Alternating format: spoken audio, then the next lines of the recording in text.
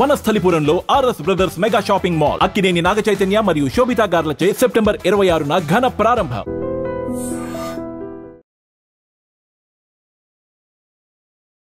నాకు ఫస్ట్ ఒక భార్య ఉంది. ఆ అమ్మాయికి కూడా ఎన్నో ఇబ్బందులు పెట్టిస్తున్నాయి ఈ అమ్మాయి వాళ్ళని. అదండి ఆ అమ్మాయి వాళ్ళు ఎన్ని అయినాయో చూడండి. ఇప్పుడు కూడా ఏం పీకుతూ పీకని అక్కడ రికార్డింగ్లు కూడా ఉన్నాయి. ఆడుతూ తిరుగుతూ ఆడుతూ నుంచి మేము పీకలేము అన్నది. ఆ అబ్బాయి కూడా పీకలేను ఒక సాగుతో హావలే. భార్య వివాహేతర సంబంధాన్ని భరించలేని ఓ భర్త అత్యంత కఠినమైన నిర్ణయం తీసుకున్నాడు. నా చావుకు, నా కూతురు చావుకు నా భార్యే కారణమంటూ సూసైడ్కు ముందు ఆయన ఒక సెల్ఫీ వీడియో రివీల్ చేశాడు. ఎందుకంటే ఇంత బాధపడుతూ మేమిద్దరం నా కూతురుతో పాటు నేను కూడా చనిపోవాలి అనుకుంటున్నామంటే నేను ఎంత భరించలేనటువంటి పరిస్థితులు ఎదుర్కొన్నానో చెబుతూనే ఆయన వీడియో రిలీజ్ చేస్తూనే కఠినంగా మా చావుకు కారణమైన వాళ్ళని కఠినంగా శిక్షించాలని కోరుతున్నాను అంటూ ఆ సూసైడ్ సెల్ఫీలో కూడా ఆయన చెప్పారు. ఈ ఘటన శ్రీకాకుళం జిల్లా రణస్థలంలో తీవ్ర సంచలనంగా మారింది. రణస్థలం మండలం సంచాం గ్రామానికి చెందినటువంటి సంతోష్ తన కూతురు హైమ ఇద్దరూ కలిసి బలవన్మరణానికి పాల్పడ్డారు. దానికి కారణం నా భార్యే అంటూ అతను చెప్పిన మాటలు ప్రతి ఒక్కరిని తీవ్ర కలవరపాటుకు గురి చేస్తున్నాయి. సంచాంకి చెందినటువంటి సంతోష్కి అలాగనే జీరుపాలెంకు చెందినటువంటి స్వాతికి 13 ఏళ్ల క్రితం వివాహమైంది. పెళ్ళై 13 ఏళ్ళు అవుతున్నా కూడా పెళ్ళైన 2 సంవత్సరాల తర్వాత నుంచి తన భార్య మెంటాలిటీ కానీ తన ప్రవర్తన కానీ అంత స్టేబుల్గా లేదు.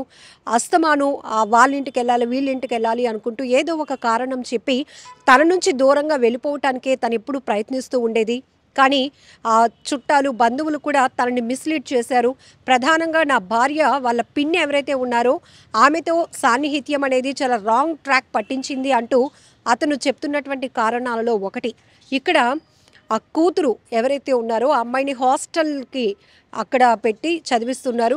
హాస్టల్కి వెళ్ళి చూసి వచ్చేస్తాను అని చెప్పి వెళ్ళినటువంటి నా భార్య వేరొక వ్యక్తి రాంబాబు అనే పర్సన్తో వివాహేతర సంబంధాన్ని కొనసాగిస్తుంది. అతను కూడా నేను ఉంటున్నటువంటి గ్రామం ఏదైతే ఇప్పుడు సంతోష్ సంచాం గ్రామానికి చెందినవాడో అదే గ్రామానికి చెందినటువంటి వ్యక్తి రాంబాబు. అలానే సంతోష్కి కూడా చాలా సన్నిహితుడంట.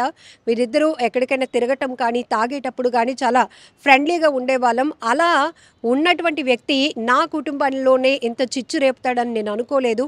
ఆ వ్యక్తితోనే నా భార్య వివాహేతర సంబంధాన్ని కొనసాగిస్తూ నన్ను నా కుటుంబాన్ని దూరం పెట్టడమే కాకుండా ఎప్పటికప్పుడు బయటకు వెళ్ళిపోతూ ఉంది.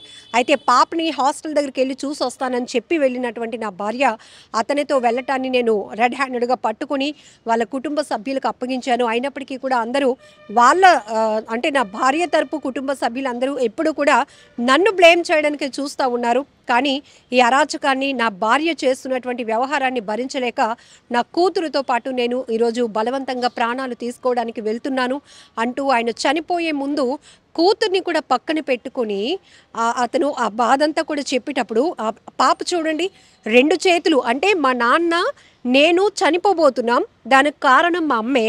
మా నాన్న చాలా క్లారిటీగా చెప్తున్నాడు, ఇక నీకు లైఫ్ లేదమ్మా నాకు లైఫ్ లేదమ్మా, ఈ సెల్ఫీ వీడియో అందరికీ తెలియజేయాలి అని చెప్పి ఇద్దరు కూర్చొని ఒక వీడియో రివీల్ చేశారు. వాళ్ళ నాన్న మాటలంటూ ఎంతో దుఃఖాన్ని దిగమింగుకుంటూ వింటున్నటువంటి ఆ పాప లాస్ట్లో 2 చేతులు జోడించి నమస్కారం పెట్టి అంటే చూడండి ఆ చిన్న తల్లికి ఎంత మెచ్యూరిటీ వచ్చింది. చావు అంటే పెద్దవాళ్ళం కాదు కదా, ఎంతో పెద్ద సమస్య తలపైన ఒక బండరాయి లాంటి సమస్య వచ్చిన వాళ్ళు కూడా చావు అనే పదాన్ని వినడానికి ఇష్టపడరు. ఈవెన్ ఎంతో తీవ్ర అనారోగ్య పరిస్థితిలో ఉన్నవాళ్ళు కూడా ఆ ఊపిరితో అంటే చావు బతుకుల మధ్య కొట్టుమిట్టాడుతూనే ఇంకా బ్రతకాలి అనే ఒక ఆశ ప్రతి ఒక్కరిలో ఉంటుంది. అలాంటిది ఆ పాప మేము ఇంకా చనిపోతున్నాం, నాన్న ఒక నిర్ణయం తీసుకున్నాడు, ఇక నాకు లైఫ్ లేదు, ఇంకేమీ నేను ఇప్పుడు ప్రపంచాన్ని చూడను అని తెలిసి కూడా యాక్సెప్టెన్సీలోనికి వెళ్ళి ఆ పాప సెల్ఫీ వీడియోలో లాస్ట్లో 2 చేతులు జోడించి నమస్కారం పెట్టడం అనేది తీవ్రంగా మనం అందరం ఆలోచించాల్సిన విషయం. తీవ్ర మనసును కలిసివేస్తోంది.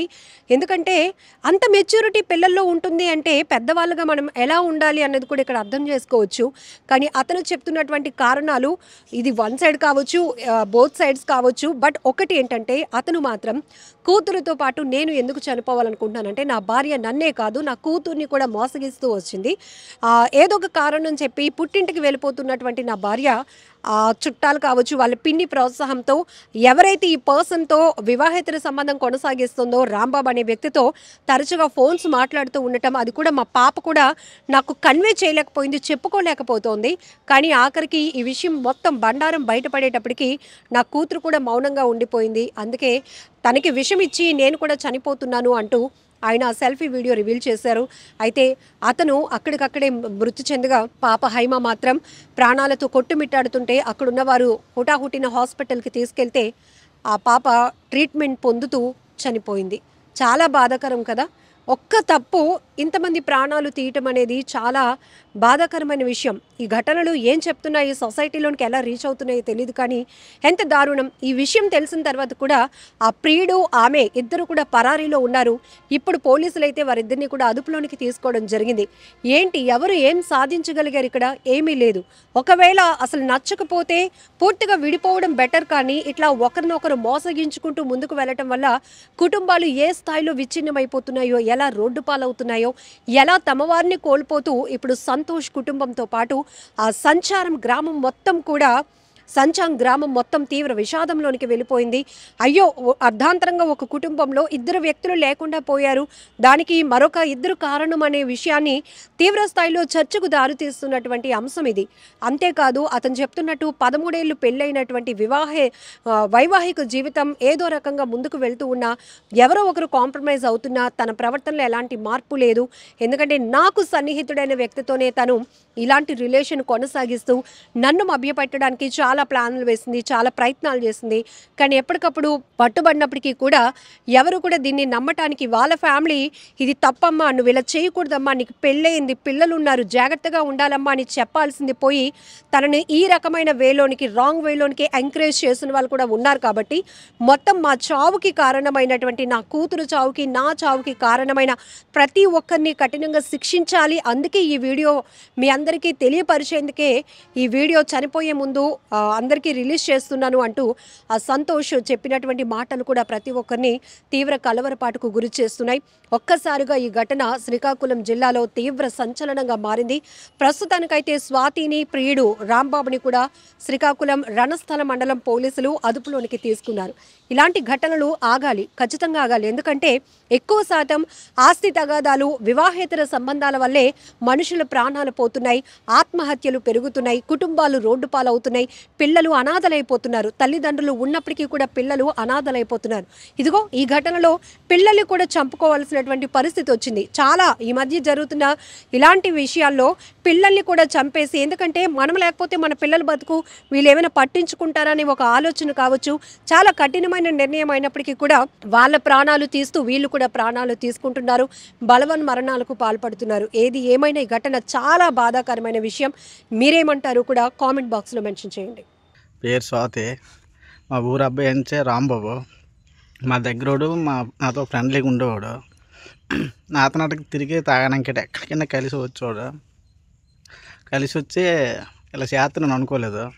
మా ఆవిడ కూడా పెళ్ళి అయ్యి మాకు కరెక్ట్ 13 సంవత్సరాలు, 2 సంవత్సరాలు బాగుంది.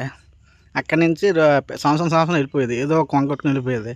వాళ్ళ ఊరోళ్ళు కూడా నన్ను అదేదో మాయ మాట్లాడి సెలవున వదిలించుకుని అబద్ధాలు చెప్తే అదే నమ్మి వాళ్ళ ఊరోళ్ళు అందరూ నన్ను కొట్టారు, తిట్టారు, నా మాట్లాడారు. కామరాజు కూడా ఎన్నోసార్లు నన్ను ఇది చేసాడు, మా ఫ్యామిలీకి నాకు. మా ఆవిడ ఇప్పుడు కూడా ఇదిగో నేను శనివారం జరిగింది, ఆ అబ్బాయితో నిలిపింది, శనివారం జరిగితే ఇప్పుడు కూడా దందే తప్పలేదు. అంతా నా దగ్గర ఎన్ని ప్రూఫ్లు ఉన్నాయి, చెప్తాడు కూడా ఇది అవుతుంది. ఇప్పుడు మళ్ళీ మా పాపనే దాన్ని దారి పెడితే ఇప్పుడు కూడా ఫోన్ మాట్లాడుతున్నారు. వాళ్ళ మాయలో కోడలు గాయత్రట, వాళ్ళ పిన్ని ఎరిపిని, వాళ్ళు ఎరిపినే ఎక్కువ చెడదింగిందండి. వాళ్ళు ఎరిపిని కూడా క్యాస్ట్ పిల్లలు నన్ను ఎన్నోసార్లు ఎట్టింది, ఎన్నోసార్లు అన్నది అనేసి బాగా ఎన్నోసార్లు నన్ను ఇబ్బంది పెట్టేది వాళ్ళ ఎరిపిని కూడాను. కానీ చెడదింగిందంతా వాళ్ళు ఎరిపినేదాన్ని. వాళ్ళిద్దరు ఫ్రెండ్స్. మన 3 నెలలు వెళ్ళిపోయిందంటే 3 నెలల నుంచి 6 నెలల దాకా ఉంది. ఆవిడతో టాటాకి వెళ్ళి ఇష్టసారంగా నాకు మాట్లాడేది, అన్నీ నాకు రికార్డింగ్లు ఉన్నాయి. ఇప్పుడు ఏదో అయిపోయింది, వాళ్ళు కాల్ పెట్టుకోడు. ఇప్పుడు మా పాప నుంచి తీసుకొచ్చామన్నీ, కానీ తీసుకొచ్చినా ఏదో కొంక వెళ్ళిపోయింది. ఇదిగో నేను పాప ఇక్కడ హాస్టల్కి వెళ్ళి ఆ అబ్బాయితో వెళ్ళిపోయింది. నేను పట్టుకుని చెప్పి నలుగురు అయినా ఫోన్ చూడు ఇప్పుడు కూడా దగ్గరుండి మాట్లాడిస్తారట. మా పాప చెప్తుంది, మా పాప చెప్పలేకపోతుంది, జడిపించారు వాళ్ళగా. వాళ్ళ గాయత్రి ఉంది, వాళ్ళ బాపల కోళ్ళు ఆవిడ చెల్లి ఇదే మాట్లాడి ఇద్దరు ఆడేవారట. అదండి, దయచేసి మా ఇద్దరు సాగు, మా పాపకి నాకు సాగు కారణం వాళ్ళిద్దరే. సస్పెండెడ్గా చెయ్యండి, మాకు ఈ న్యాయం చెయ్యండి, మీకు సోదరు దండం పెడతాం. మా అమ్మ నాన్నలు ఊళ్ళో తప్పలేదు, మా అమ్మ నాన్నలు కూడా నన్ను చాలా ఇబ్బంది పెడుతున్నాయి అమ్మాయి వల్ల. మా అమ్మ నాన్నకి నాకు ఫస్ట్ ఒక భార్య ఉంది, ఆ అమ్మాయికి కూడా ఎన్నో ఇబ్బందులు పెడుతున్నాయి ఈ అమ్మాయి వాళ్ళని. అదండి, ఆ అమ్మాయి వల్ల ఎన్ని అయినాయో చూడండి. ఇప్పుడు కూడా ఏం పీకుతూ పీకండి, అక్కడ రికార్డింగ్లు కూడా ఉన్నాయి. ఆడుతూ తిరుగుతూ ఆడుతున్నట్టు మేము పీకలేము అన్నది, ఆ అబ్బాయి కూడా పీకలేను అన్నది. అదండి, ఒక సాగుతో అవలే.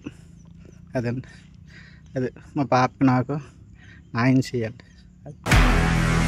నిజంగా ప్రస్తుతం ఉన్నటువంటి సమాజం దేనికి ప్రయారిటీ ఇస్తుంది? ఆర్థిక సంబంధాల చుట్టూ మాత్రమే తిరుగుతుంది. మళ్ళీ ఎన్నికలంగానే చాలా విరక్తి కలుగుతాను. మంచి అనిపిస్తుంది కదా, లేడీస్ కూడా ఛాలెంజింగ్ జాబ్స్ చేసినప్పుడు చాలా బాగుంటది. ట్రాఫిక్ అసిస్టెంట్స్ గా నియమించిన ట్రాన్స్జెండర్స్ అందరితో సాల్యూట్ చేయించుకుంటున్నారు. ఫుడ్ డెలివరీ ఇవ్వటానికి వెళ్ళినటువంటి డెలివరీ బాయ్ అనిల్ పై కళ్ళ ముందు